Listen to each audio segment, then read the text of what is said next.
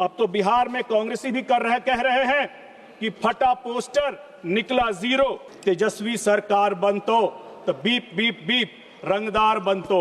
आपने बाबा साहब का अपमान किया था, आपको बाबा साहब का ही श्राप लगा है।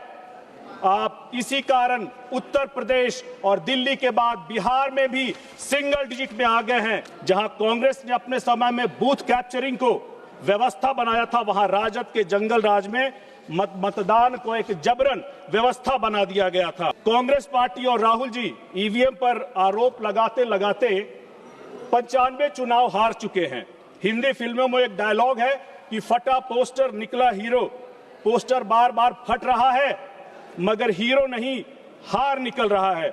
और आदरणीय अध्यक्ष जी, आपने मुझे इलेक्टोरल रिफॉर्म जैसे गंभीर विषयों पर अपनी पार्टी लोक जनशक्ति पार्टी रामविलास और हमारे राष्ट्रीय अध्यक्ष चिराग पासवान जी की तरफ से पक्ष रखने का जो अवसर दिया है उसके लिए मैं आपको अपना आभार प्रकट करता हूं। मैं बिहार की उस पावन भूमि से आता हूं जिसने विश्व को पहला गणराज्य दिया, जहां पर गण प्रमुख सामूहिक रूप से राजा और अधिकारियों का चयन करते थे।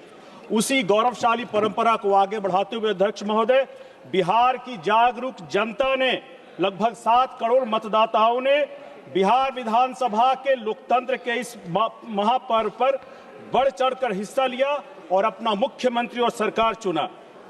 बिहार की जनता द्वारा दिए गए इस जनादेश का सम्मान करते हुए हमारी एनडीए की सरकार हर संभव प्रयास करेगी कि बिहार के विकास को नए आयाम तक पहुंचाया जाए।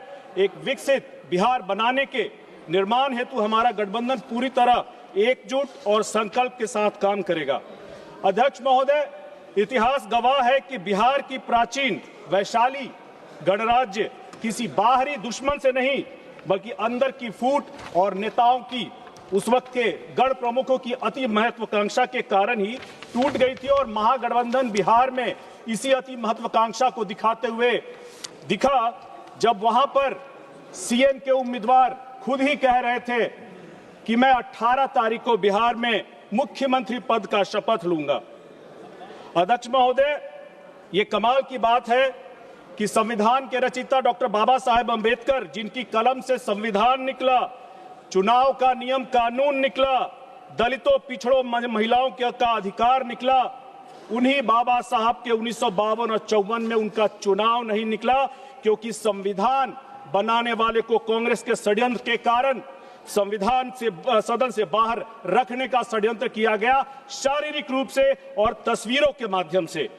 आपने बाबा साहब का अपमान किया था, आपको बाबा साहब का ही श्राप लगा है। आप इसी कारण उत्तर प्रदेश और दिल्ली के बाद बिहार में भी सिंगल डिजिट में आ गए हैं। एक वक्त की सिंगल लार्जेस्ट पार्टी आज बिहार में सिंगल डिजिट की पार्टी बनकर के रह गई है।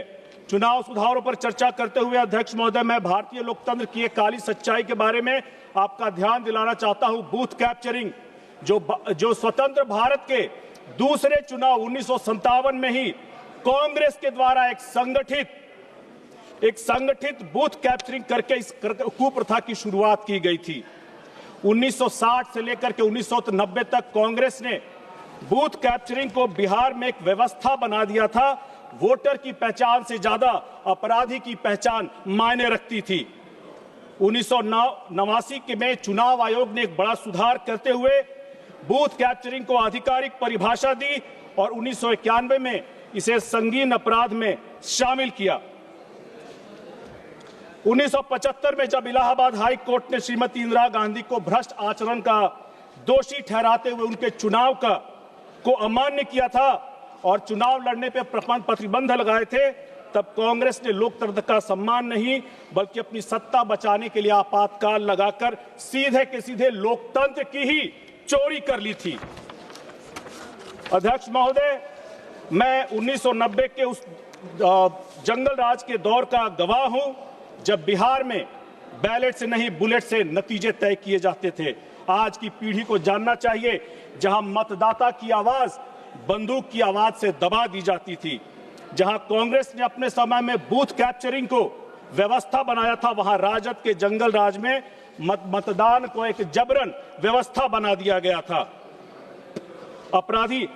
लोकतंत्र का मंच नहीं, मतदान केंद्र लोकतंत्र का मंच नहीं, अपराधियों का नियंत्रण कक्ष में बदल दिए जाते थे, जहां आप या तो बूथ लूट ले या तो फिर बैलेट पेपर लूट ले, और नहीं तो पूरा का पूरा आप बक्सा ही बदल दीजिए।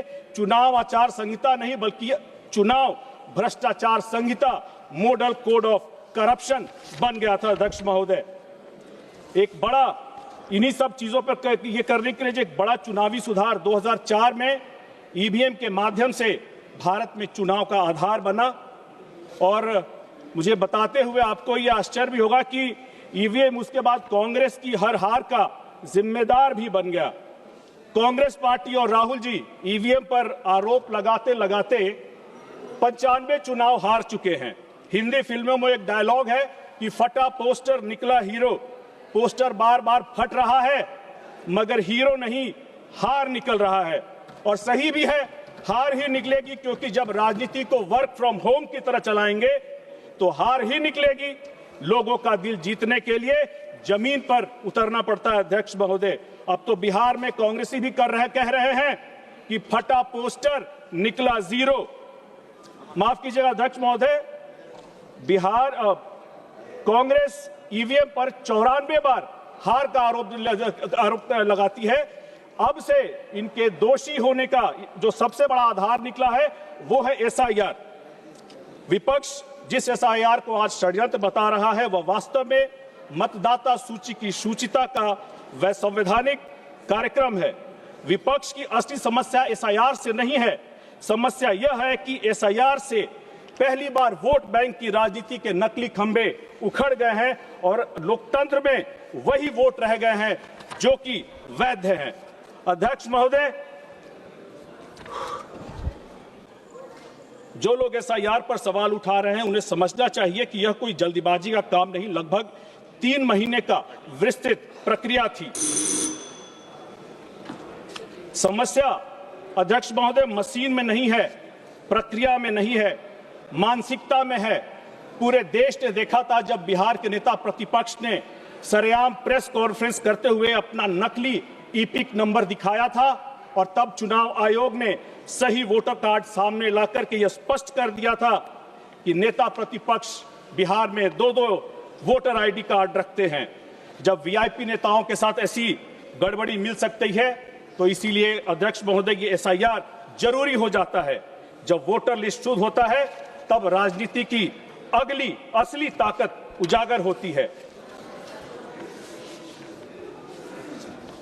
अध्यक्ष महोदय, बिहार विधानसभा चुनाव से पहले बिहार में एक पार्टी बिल्कुल अपना आचरण और व्यवहार एक नव सामंतवादी पार्टी की तरह कर रही थी और एक ऐसी पृष्ठभूमि तैयार की जा रही थी और खुलेआम संकेत दिए जा रहे थे कि अगर उनकी सरकार बनेगी तो बिहार में जनता का नहीं, एक विशेष सामाजिक वर्ग का नियंत्रण स्थापित होगा। आपने गाने भी सुने होंगे, तेजस्वी सरकार बनतो तो बीप बीप बीप रंगदार बनतो। एसआईआर से पहले बिहार में गरीब, पिछड़े, वंचित और दलितों के मतदाताओं को इन नव सामंतवादी का इतना दबाव था कि उन्हें साफ साफ कहा जाता था कि अगर तुम वोट करोगे तुम्हारे वोट का कोई फायदा नहीं होगा, क्योंकि हमारा फर्जी वोट इतना है कि तुम्हारे वोट का फायदा नहीं होगा।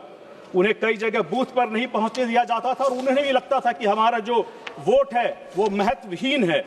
लेकिन एसआईआर के बाद अध्यक्ष महोदय उनको भी लगा कि हमारे वोट का मतलब है, और यह आपने बिहार में एनडीए को 202 सीटों के माध्यम से आपने देखा होगा और इसका नकारात्मक प्रभाव भी बिहार में हम लोगों को देखने को मिला जब गोपालगंज के बैकुंठपुर में दलित जिन्होंने एनडीए को वोट किया था उनके साथ हिंसा हुई, मारपीट हुई।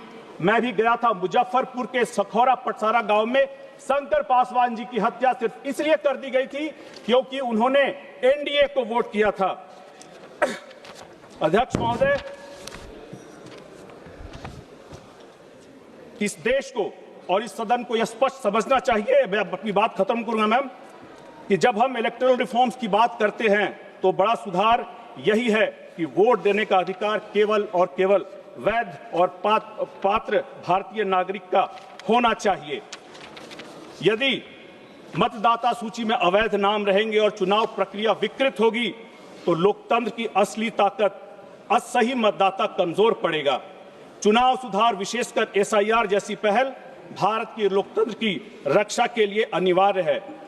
मैं इस चुनावी सुधारों और एसआईआर जैसी प्रक्रिया का हमारी पार्टी की तरफ से पूर्ण समर्थन करता हूं और मुझे अपनी बात रखने का आपने अवसर दिया, उसके लिए आपका बहुत बहुत आभार। माननीय